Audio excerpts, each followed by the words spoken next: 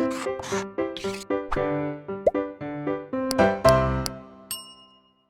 Everyone, मैं सुरभि गुप्ता हमारे YouTube channel blueprint digital में आपका स्वागत करती हूँ। स्टूडेंट्स, प्रीवियस वीडियोज़ में हमने पढ़ा चैप्टर 1 और चैप्टर 2 और आज हम देखेंगे class 9th biology chapter 3 diversity in living organism, जीवों में विविधता। स्टूडेंट्स, जब हम अपने चारों तरफ देखते हैं तो हम बहुत कुछ देखते हैं, बहुत सारी विविधता देखते हैं। हमारी जो पृथ्वी है, जिस ग्रह पे हम रहते हैं, जिसका नाम है पृथ्वी, उसका सबसे मेन जो पॉइंट है वो है यहाँ पे रहने वाले जीव। और जीवों में जो विविधता है वो तो बहुत ही अचरजकारी है। जब आप अपने देखेंगे तो आप देखिए बहुत कुछ है, जो भी है सब अलग ही अलग है। आप अपने आप को जब अपने फ्रेंड्स के साथ बैठते हैं तो देखेंगे कि आप बिल्कुल डिफरेंट होते हो। आप अपनी सभी फ्रेंड्स को अलग अलग पहचान सकते हो, ठीक है। तो वो हम कैसे पहचान पाते हैं, या ये कहिए कि जो हमारे फ्रेंड्स हैं वो सब बिल्कुल देखने में कैसे होते हैं, डिफरेंट टाइप के होते हैं, ठीक है।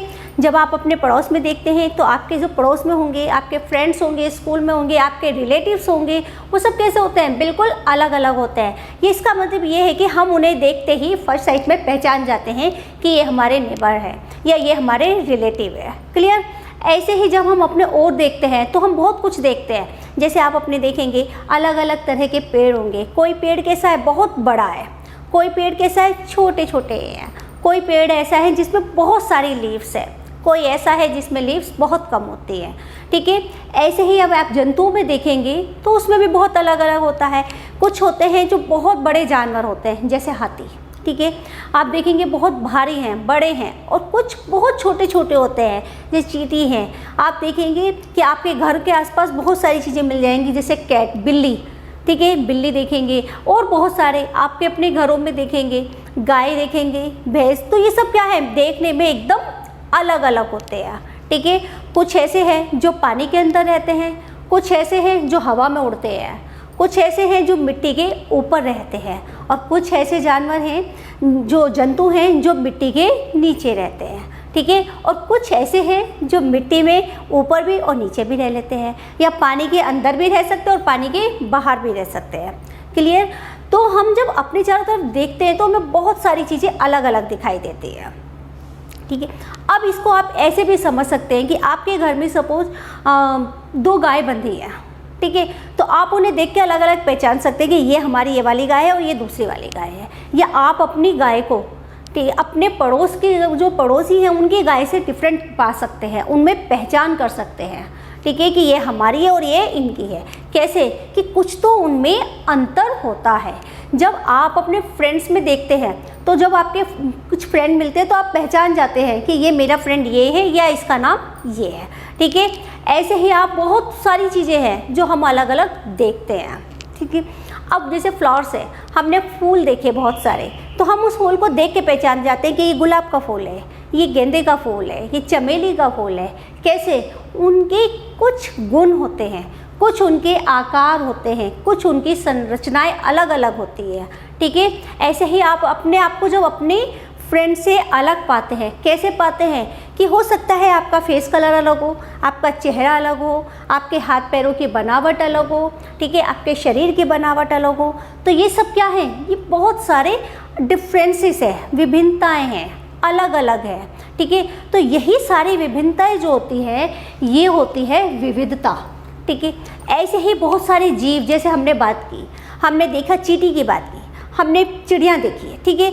आप चिड़ियों की बात करते हैं, हम चलो उनकी ही देखते हैं। तो जो पक्षी होते हैं वो भी बहुत तरह के होते हैं। आपने कबूतर देखा होगा, ठीक है, तोता देखा होगा, आपने कोयल देखी होगी, आपने चिड़िया देखी होंगी। तो ये सब क्या है, ये बिल्कुल एक जैसी होने के बाद भी बिल्कुल डिफरेंट है, अलग अलग है, ठीक है। तो ये है विविधता, यानी कि जीवों में जो अलग अलग प्रकार पाए जाते हैं। तो विविधता का मतलब होता है विविध प्रकार, कि जो 2 अलग अलग जीवों में अंतर पाया जाता है, ठीक है, वो होती है विविधता। आप इसे ऐसे और समझेंगे, ठीक है। जैसे आप है, ठीक है, आपने अपने एक फ्रेंड को देखा और उस फ्रेंड के साथ ही सपोज आपने किसी से उसके साथ कंपेयर कर लीजिए, सपोज एक बंदर है, ठीक है, उसके साथ आपने कंपेयर किया तो उसमें क्या देखा, अरे बंदर है, इसकी भी 2 आँखें हैं, मेरे फ्रेंड की भी 2 आँखें हैं, सही है, तो इसका मतलब क्या है, ये इसके जैसा है, आपको लगा ना। फिर आपने उसे देखा कि एक गाय खड़ी है, कि अगर आप अपने फ्रेंड को गाय से मैच करेंगे तो क्या लगेगा, हाँ ये गाय है, इसका भी एक माउथ है तो इसका भी माउथ है, ठीक है, इसके 2 ईयर है, हाँ इसके भी ईयर है, तो कुछ उस पर लगा। फिर आप कहेंगे अरे गाय से ज़्यादा कौन है, ये जो बंदर है ये मेरे फ्रेंड से ज़्यादा मिल रहा है। फिर आपने क्या देखा कि आपने एक पक्षी देखा उड़ता हुआ, अगर आप उससे कंपेयर करेंगे तब आपको क्या लगेगा, नहीं पक्षी से ज़्यादा ये दोनों जो होती है ये मेरे फ्रेंड के साथ सिमिलरिटी होती है, इनमें ज़्यादा समानताएं हैं।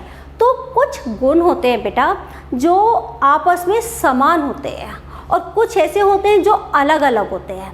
तो ये जो गुण होते हैं जो समान होते हैं वो समान गुण होते हैं, और जो अलग होते हैं उनको हम कहते हैं विभिन्नता, यानी कि विभिन्न प्रकार की अलग या विषम गुण, विभिन्न प्रकार की विभिन्नताएं जो होती हैं, अलग जो डिफरेंसेस होते हैं। तो इन्हीं के आधार पर जंतुओं को, जीवों को क्या किया जाता है, अलग अलग किया जाता है, या ये कहिए कि हम उनको पहचान सकते हैं। हमारे सामने अगर एक एलिफेंट आ जाए, हाथी आ जाए, तो हम हाथी को देख के पहचान जाएंगे कि ये हाथी है। अगर हमारे साथ में एक लायन आ जाए, ठीक है, तो हम पहचान जाएंगे कि ये शेर है, ये चीता है, ठीक है, या ये जो भी मतलब अलग अलग हिरन है, ये भालू है, हमने इतने सबको देख के पहचान गए। मगर स्टूडेंट्स क्या ऐसा होता है कि हम इन सबको अलग अलग समझ सकें, अलग अलग पढ़ सकें?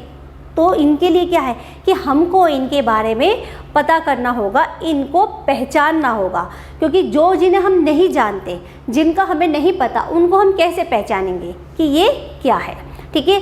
तो ये सब हम देखेंगे इसी चैप्टर में कि हम इनको कैसे पहचाना जाता है, इनकी स्टडी कैसे कर सकते हैं, ठीक है। तो स्टूडेंट्स क्या हुआ कि जब ये स्टडी स्टार्ट की गई, अपने आसपास जो जीव हैं उनको देखा गया तो बहुत सारी विविधताएं पाई गई। तो उन विविधताओं के साथ उनको स्टडी करना बहुत प्रॉब्लम हो गई, ठीक है। तो उनको स्टडी करने के लिए कोशिश की गई कि कुछ ऐसा किया जाए कि इनको हम डिफरेंस कर सके, इनको अलग अलग करा जाए। तो तब हमें उसको पढ़ने के लिए, उनको समझने के लिए, स्टडी करने के लिए नीड हुई किसकी, वर्गीकरण की या क्लासिफिकेशन की नीड होती है। तो पहले हम देखते हैं वर्गीकरण होता क्या है। वर्गीकरण क्या है, जीवधारियों को उनकी समानताओं कि जो जितने भी जीवधारी हैं, सही है, उनको उनकी समानताओं पर, जो उनके एक जैसे लक्षण होते हैं, एक जैसी गुण होते हैं, उन गुणों के आधार पर या उनकी विभिन्नताओं पर, वो गुण जो उनके एक जैसे नहीं है, अलग अलग गुण है, ठीक है।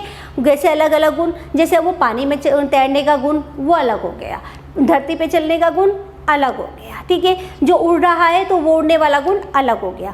तो जो उनके अलग अलग विभिन्न गुण हैं, उनके आधार पर उनको किसी समूह में, ठीक है, एक ग्रुप में या उप समूह में बांटना होता है, वो कहलाता है वर्गीकरण। क्लियर कि सभी जीवधारियों को उनके समान लक्षणों के कारण या विषम लक्षणों के, उनकी अलग विभिन्नताओं के कारण उनको अलग ग्रुप में, समूह में या उप समूह में बांटना, उनको उन समूह में वर्गीकृत करना वर्गीकरण कहलाता है। क्लियर। तो अब हमें बात आती है कि वर्गीकरण हमने किया, ठीक है, उनको उनके गुणों के आधार पर अलग अलग कर दिया, मगर ये वर्गीकरण हमने किया ही क्यों, या हम ये वर्गीकरण क्यों करें, हम तो नहीं करें। तो इसकी क्या ऐसी नीड हुई कि वर्गीकरण की आवश्यकता हो गई। तो स्टूडेंट्स वर्गीकरण की आवश्यकता क्यों हुई, अब हम वो देखते हैं कि वो कौन कौन से पॉइंट थे जिसके लिए हमें वर्गीकरण करने की ज़रूरत हुई। तो देखिए, सबसे पहले मैंने आपको बताया कि बहुत सारे हमारे धरती पर जातियां हैं, प्रजातियां हैं। लगभग 3.5 अरब वर्ष पहले की बात है। तब क्या हुआ कि हमारी धरती पे बहुत सारी प्रजातियां पाई जाती थी, बहुत सारे, जो टाइम के साथ साथ विलुप्त हो गई है। अब हमें उनका कैसे पता चलता है, हमको उनका पता चलता है उनके फॉसिल्स से, यानी कि जीवाश्म से, ठीक है। उनसे पता चला कि हमें हमारी धरती पे बहुत सारी प्रजातियां पहले थी जो अब विलुप्त हो गई है या खत्म हो गई है।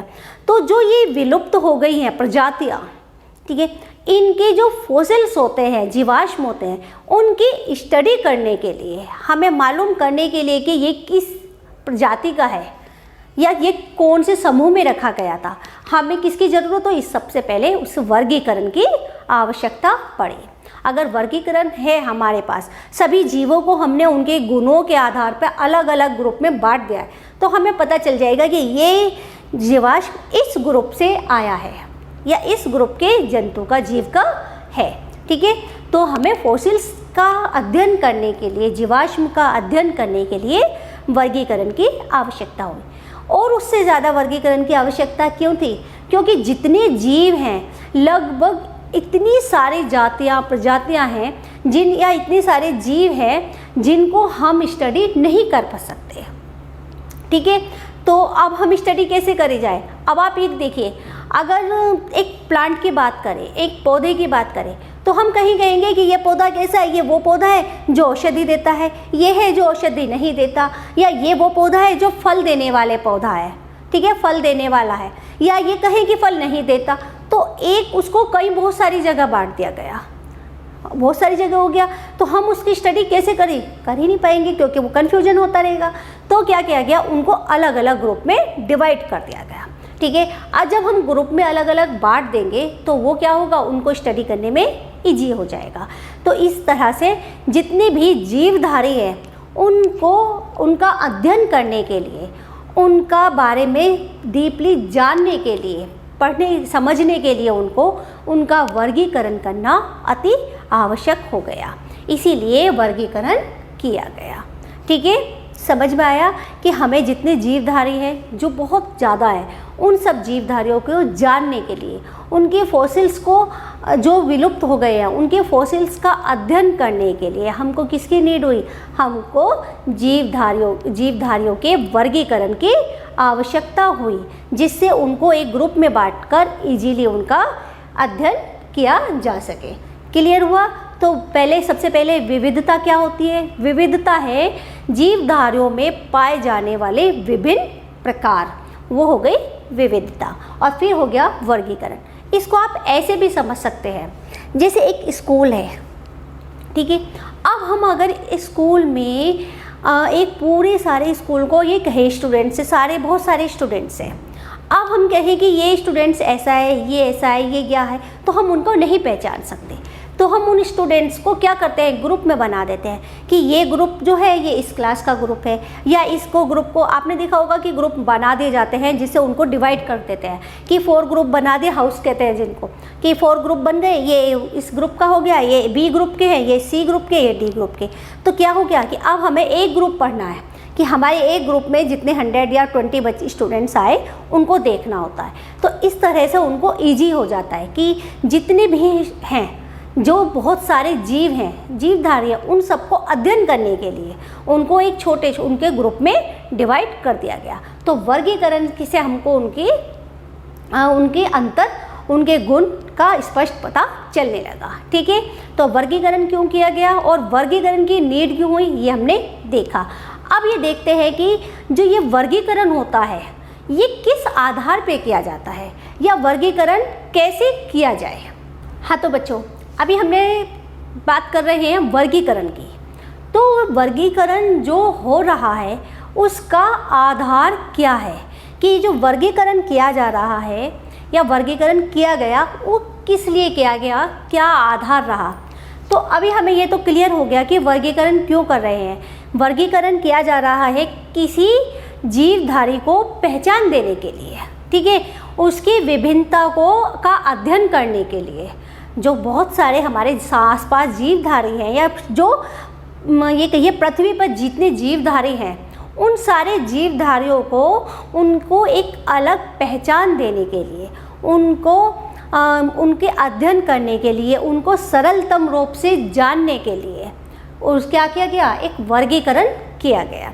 ठीक है, अब वर्गीकरण जब कर रहे हैं तो उसका कोई ना कोई आधार होना चाहिए कि किस तरह से हम वर्गीकरण किया जाए। ठीक है।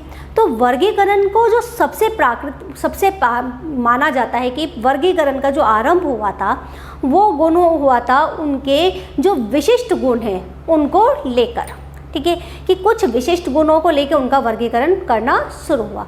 जैसे जो पौधे फ्लावर देते हैं, फूल देते हैं, उनको फूल देने वाले पौधे बता दिए गए, जो नहीं देते उनको फूल ना देने वाले बताया, या कुछ को लंबे के अनुसार, कुछ को उनके जो विशिष्ट जो गुण सामान्य रूप से दिखाई देते हैं उनके आधार पर उनका वर्गीकरण किया गया, ठीक है।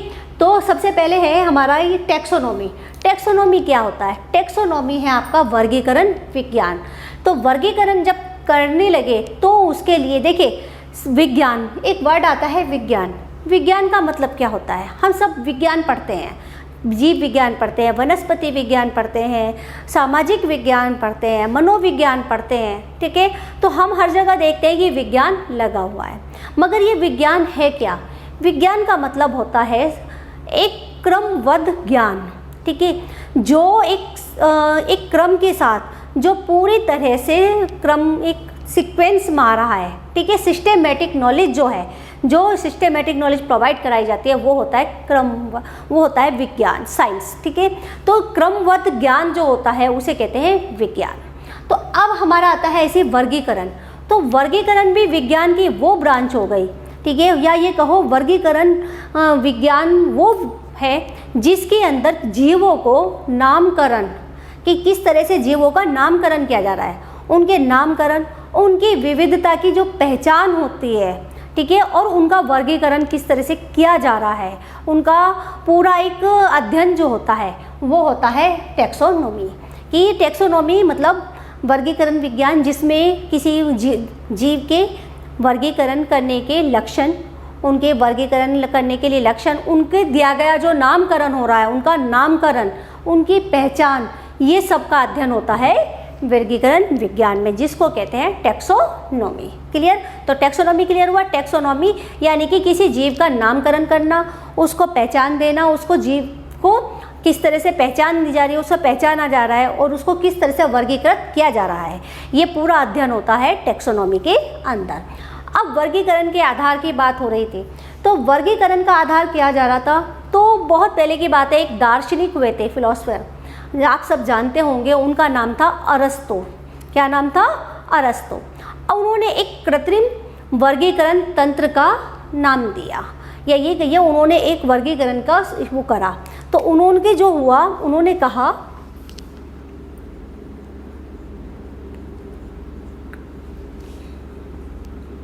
कृत्रिम वर्गीकरण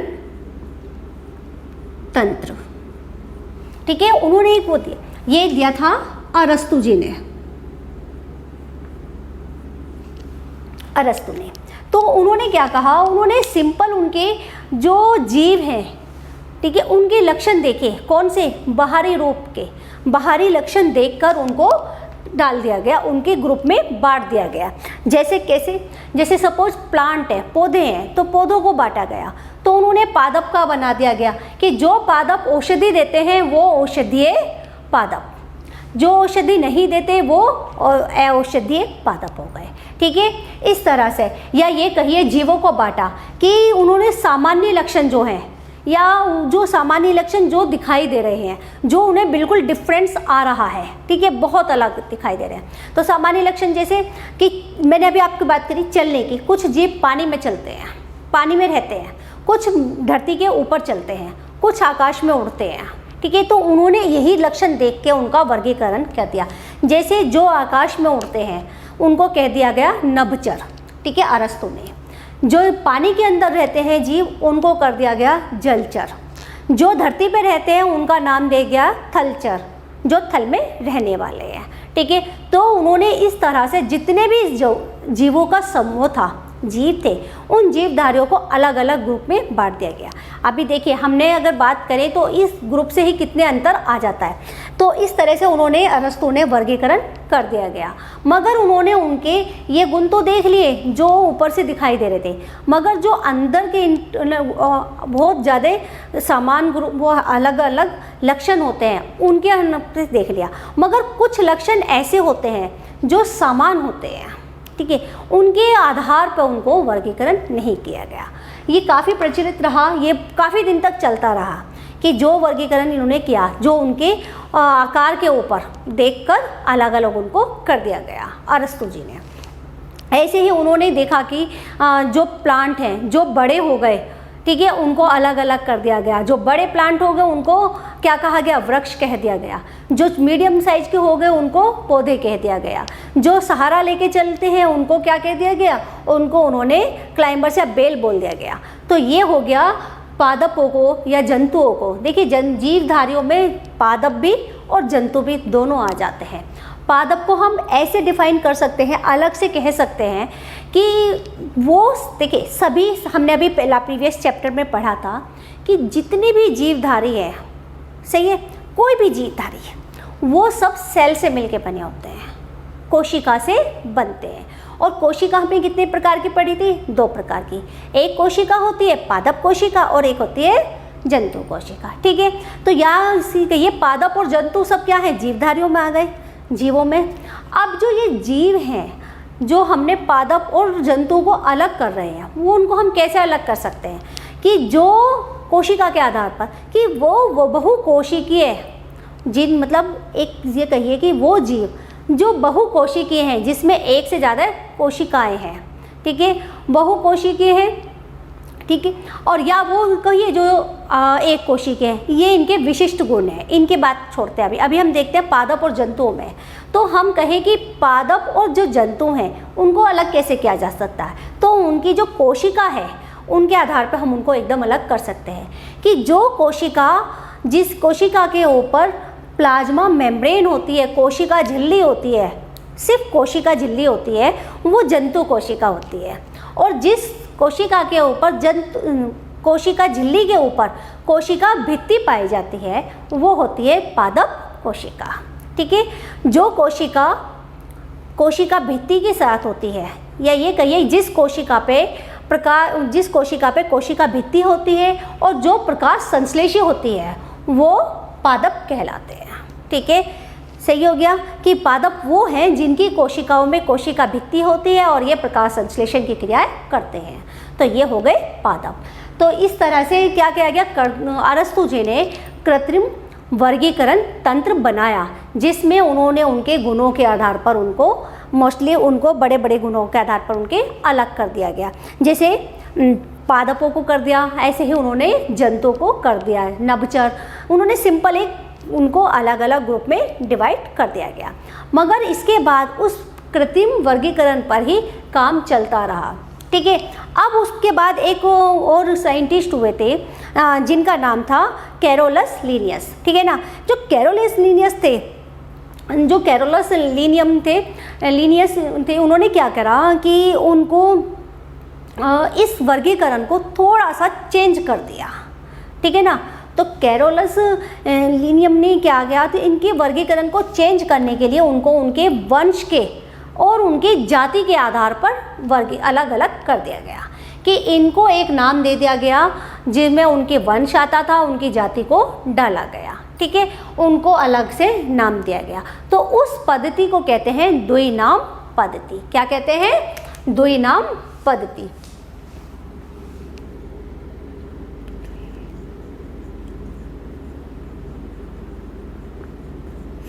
द्विनाम पद्धति, इसमें क्या किया गया कि कैरोलस जो थे, कैरोलस लीनियम ने उनको उनकी जाति के आधार पर और उनके किसके आधार पर, वंश के आधार पर, उनके वंश और जाति के आधार पर उनको अलग अलग कर दिया गया। तो इस तरह से इस कृत्रिम वर्गीकरण में कुछ को अलग हो गया, जिसका नाम दिया गया द्विनाम पद्धति। और ये हुआ था 1753 में, ठीक है। 1753 में किसने करा था, ये किया था कैरोलस लीनियम ने, ठीक है। तो ये हो गया आपका द्विनाम पद्धति तक। द्विनाम पद्धति में जितने भी जीव थे या पादप थे, उनको उनके नाम के साथ उनके वंश और उनकी जाति को ऐड किया गया। क्लियर। तो स्टूडेंट्स, अब ये कृत्रिम वर्गीकरण के बाद देखते हैं, जब इसको और आगे इम्प्रूव हुआ गया, उसको वर्गीकरण किया को और ज़्यादा बढ़ाया गया। देखिए, इसी वर्गीकरण के वजह के कारण जितने भी आपकी चिकित्सा हो गई या कृषि जो हो गए उसमें भी काफ़ी हेल्प मिलने लगी।